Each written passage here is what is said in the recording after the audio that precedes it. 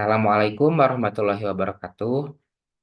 Perkenalkan, nama saya Muhammad Jalaluddin. Kali ini saya akan mempresentasikan hasil eksperimen tentang rangkaian arus DC AC.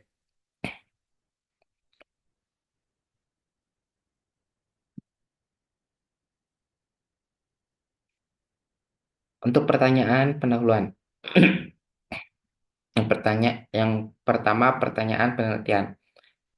Bagaimana perbedaan karakteristik arus dan tegangan pada rangkaian listrik AC dan DC?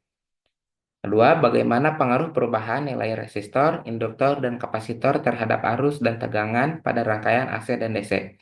Dan yang ketiga, apakah cara kerja saklar tunggal sama dengan cara kerja saklar tukar? Pendahuluan yang kedua yaitu ada tujuan. Yang pertama, memahami cara kerja rangkaian listrik tertutup dan terbuka dalam sistem kelistrikan. Yang kedua, menganalisis pengaruh hambatan pada bahan pada rangkaian listrik terhadap nyala lampu dalam sistem listrik rumah. Yang ketiga, merancang sistem instansi listrik yang memungkinkan lampu nyala dan mati di berbeda tempat.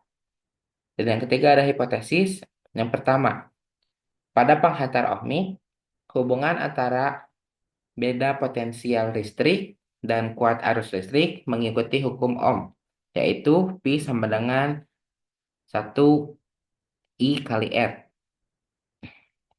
di mana R adalah resistansi konstan. Sebaliknya, pada penghantaran ohmik, hubungan ini tidak linear dan resistansi dapat merubah tergantung pada kondisi seperti suhu atau intensitas arus.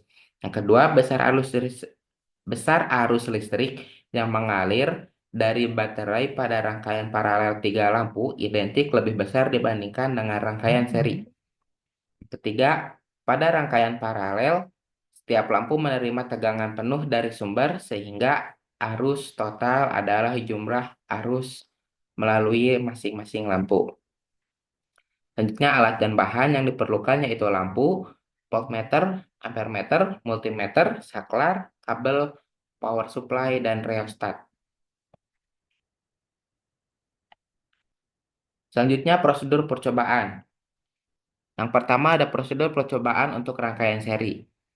Hubungkan power supply ke saklar, lalu hubungkan lampu atau hambatan satu secara seri dengan saklar dan power supply. Hubungkan ampermeter secara seri dengan lampu untuk mengukur nilai arus. Setelahnya, hubungkan multimeter dalam mode pengukuran tegangan secara paralel dengan lampu. Lalu tutup saklar dan catat nilai tegangan dan nilai arus yang terukur pada ampermeter dan multimeter. Ulangi langkah tersebut dengan menggunakan lampu tambahan yang berangkaian seri. Selanjutnya, prosedur percobaan untuk rangkaian paralel dengan dua hambatan. Hubungkan power supply ke saklar, sambungkan rangkaian dua lampu yang dirangkai secara paralel dengan saklar. Sambungkan ampermeter secara seri dengan lampu, lalu pasangkan voltmeter secara paralel dengan masing-masing lampu. Dan yang terakhir, tutup saklar dan catat nilai arus dari nilai tegangan yang terukur pada ampermeter dan voltmeter.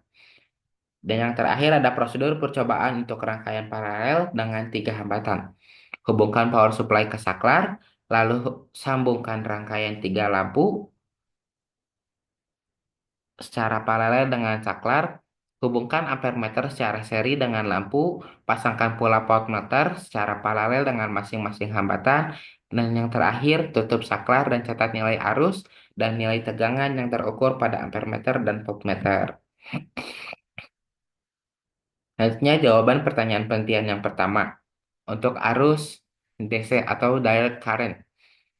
Arus mengalir searah dari kutub positif ke kutub negatif sumber tegangan besar dan arah arus konstan sepanjang waktu. Contoh sumber, baterai, dan aki. Selanjutnya arus AC atau alternating current. Arus mengalir bolak-balik berubah searah secara periodik.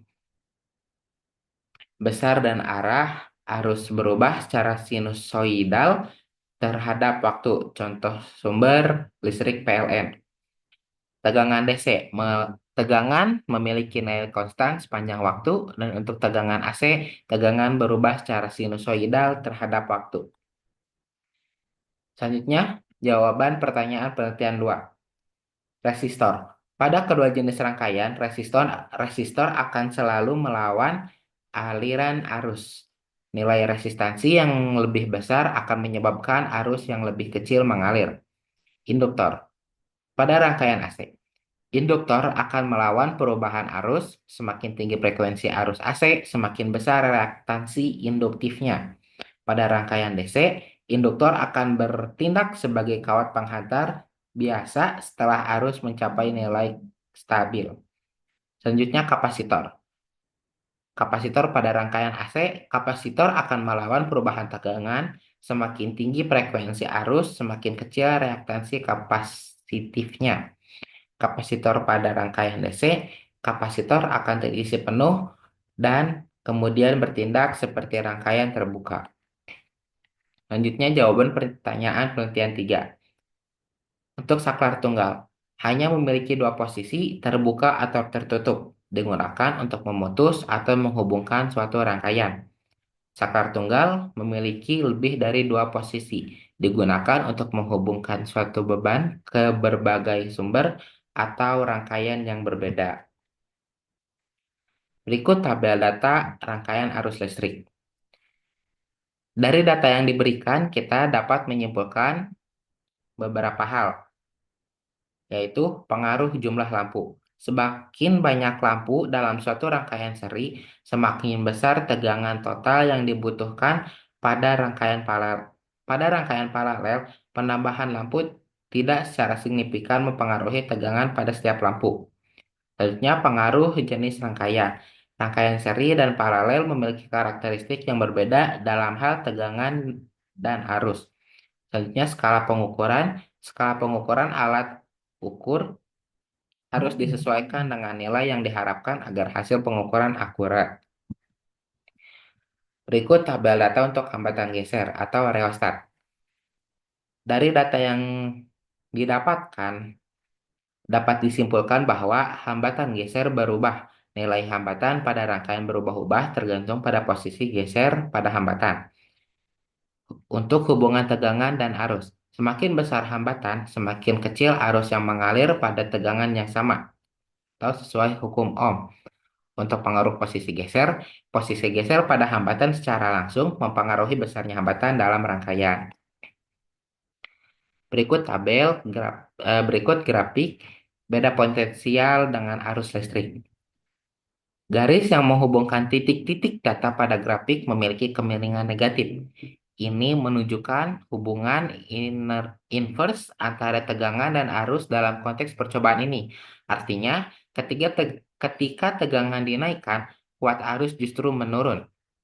Untuk hukum Ohm, hubungan inverse antara tegangan dan arus ini sejalan dengan hukum Ohm yang menyatakan bahwa kuat arus dalam suatu rangkaian sebanding lurus dengan beda potensial dan berbanding terbalik dengan hambatan. Secara matematis, hukum Ohm dirumuskan sebagai Pi sama dengan I kali R. Untuk hambatan, kemiringan garis pada grafik ini sebenarnya merupakan kebalikan dari nilai hambatan. Karena kemiringannya negatif, maka nilai hambatan dapat dikatakan positif. Semakin kecil kemiringan garis, semakin besar nilai hambatannya. Kesimpulannya, berdasarkan penjelasan di atas, dapat disimpulkan bahwa rangkaian AC dan DC memiliki karakteristik yang sangat berbeda, terutama dalam hal arus dan tegangan. Perbedaan ini juga dipengaruhi oleh komponen-komponen pasif seperti resistor, induktor, dan kapasitor. Perbedaan utama pada arah dan besar arus. Arah DC mengalir searah dengan nilai konstan, sedangkan arus AC mengalir bolak-balik dengan nilai yang berubah-ubah secara sinusoidal. Untuk tegangan DC memiliki nilai konstan, sementara tegangan AC berubah-ubah secara sinusoidal. Untuk penerapan, rangkaian DC umumnya digunakan pada perangkat elektronik yang membutuhkan sumber daya yang stabil, seperti peralatan portable. Rangkaian AC digunakan secara luas dalam sistem distribusi listrik karena efisiensi transmisinya yang tinggi. Mungkin Cukup sekian. Terima kasih. Wassalamualaikum warahmatullahi wabarakatuh.